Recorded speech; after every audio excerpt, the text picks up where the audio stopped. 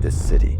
It has the tallest skyscraper in Africa, a sprawling green park double the size of New York Central Park, a monorail, mega mosques, and a defense headquarters literally called the Octagon. Because apparently, a Pentagon just wasn't big enough. On paper, the country building this $60 billion futuristic utopia should be the wealthiest nation in the Middle East. But it's not. In reality, this is Egypt, a country that, over the last decade, watched its currency collapse, inflation skyrocket past 30%, and its foreign debt quadruple to over $160 billion. By every conventional rule of macroeconomics, the nation that built this futuristic city in the desert should have collapsed into complete bankruptcy years ago. So, why hasn't it? Well, to figure that out, we need to take a little trip back in time. To understand how Egypt built a financial house of cards, you have to understand the psychology of its architect. But before I give you the core reason, we have to go back to 2014. Is Egypt's new president. والقانون. His swearing in.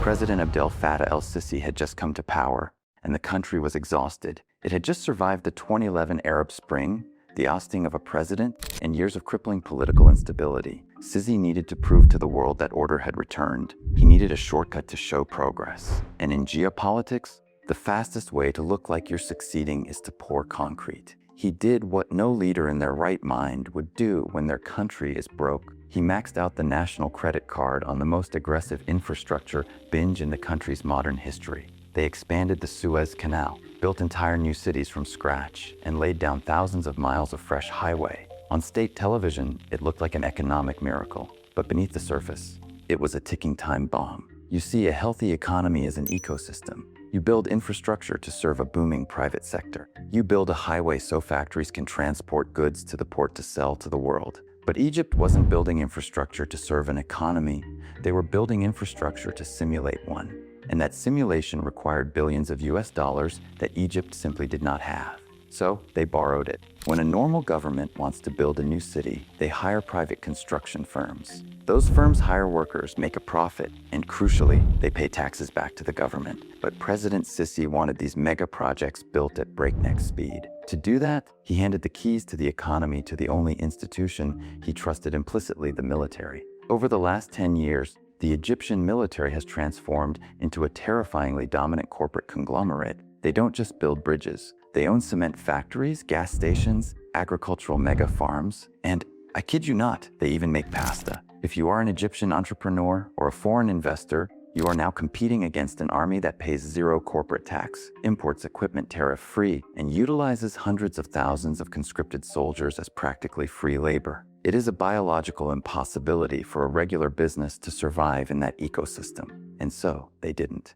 Foreign direct investment dried up. Local manufacturers closed their doors. The private sector, the true engine of any nation's wealth, was quietly choked to death. This military monopoly created a fatal vulnerability. Because Egypt was no longer manufacturing and exporting competitive goods to the world, they weren't earning US dollars. But they still desperately needed US dollars. They needed them to pay back the billions they borrowed for the new capital. They needed them to import the steel for their bridges. And most importantly, they needed them to import food to feed 110 million people. Egypt was bleeding cash. And then the world caught on fire. In 2022, Russia invaded Ukraine. Overnight, the global price of wheat exploded. For Egypt, which happens to be the largest importer of wheat on the entire planet, this was catastrophic. Just to put that into perspective, Egypt imports around 12 million metric tons of wheat every single year. That is enough grain to completely fill the Great Pyramid of Giza, twice. When prices spiked, it blew a multi-billion-dollar hole in their budget. Then, the fallout of the war in Gaza spilled into the Red Sea. Houthi attacks caused global shipping to reroute around Africa, entirely bypassing the Suez Canal. In a matter of months, Egypt's most reliable, multi-billion-dollar revenue stream was slashed in half. The financial gravity finally caught up. By late 2023 and early 2024, the country was in freefall. The government had to implement rolling blackouts just to save fuel. The currency was collapsing, and the inflation. It was absolutely ruthless. To give you an idea of what it's actually like living here right now, a single kilo of tomatoes, the most basic staple in literally any Egyptian kitchen, used to cost around 5 to 10 pounds. Today, you're looking at 60 to 70 pounds for that exact same kilo. That's a 600% increase on a basic vegetable. Everyday goods haven't just become expensive, they've become untouchable luxuries. Egypt was weeks away from a catastrophic, historic default. But Egypt has a trump card that no other nation possesses. If this exact financial scenario happened to a country in South America or sub-Saharan Africa, the global financial system would have simply let them default. They would have been left out to dry. But Egypt is different. Egypt is geographically too big to fail. Look at the map. Egypt is the last remaining anchor of stability in a region completely engulfed in flames. To the east, a brutal war in Gaza. To the south, a devastating civil war in Sudan. To the west, a fractured Libya. If the Egyptian economy collapses, it doesn't just mean bondholders lose money. It means 110 million people are plunged into chaos. For the leaders in Europe, an Egyptian collapse means tens of millions of refugees crossing the Mediterranean Sea. For the wealthy Gulf states like the UAE and Saudi Arabia, an Egyptian collapse means a resurgence of the Arab Spring right on their doorstep. Egypt knows this, and they weaponized it flawlessly. اليوم يماط اللثام عن تفاصيل هذه الصفقة التي ينتظرها الجميع عبر مراسم توقيع عقد تطوير وتنمية مدينة رأس الحكمة. In February 2024, staring down the barrel of economic ruin, Egypt executed what can only be described as the largest real estate deal in human history. They sold the development rights to a massive stretch of pristine Mediterranean coastline, Ras El Hekma, to the UAE for $35 billion in cash. And the moment that happened, the floodgates opened. Within days, the IMF, the World Bank, and the European Union suddenly found billions more in loans and grants to inject into the Egyptian central bank. The IMF alone bumped their loan up to $8 billion.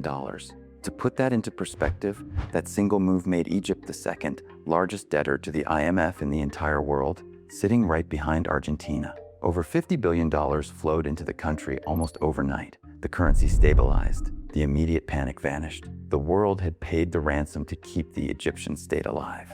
Now, you might be thinking, okay, they got bailed out, crisis averted, time to change the strategy, right? Well, not exactly.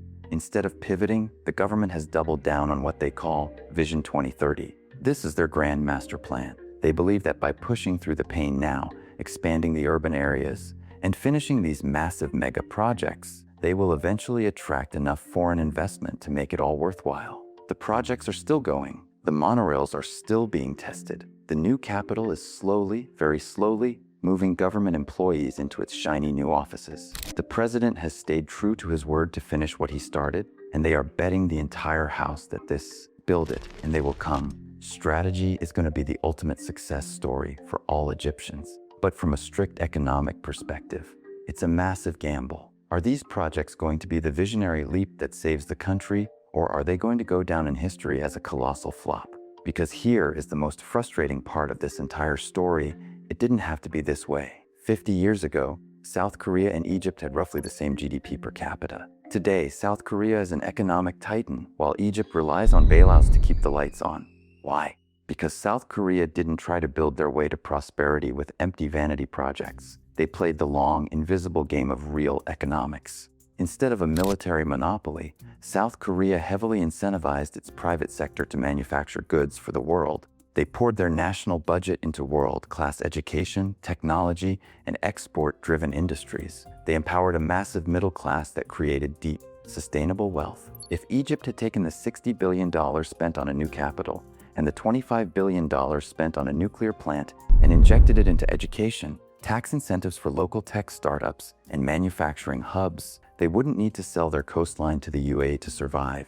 They would be the industrial powerhouse of the Mediterranean. Egypt did it backwards. They built the infrastructure of a superpower, hoping the economy would magically catch up. Today, the cranes are still moving in the new administrative capital. The glass towers are reflecting the desert sun, and the government has bought itself a few more years of breathing room. But bailouts are not a business model. A nation cannot thrive forever by relying on the fear of its neighbors. Out here on the streets of Cairo and Giza, everyday Egyptians are the ones paying the ultimate price for these trillion-dollar ambitions.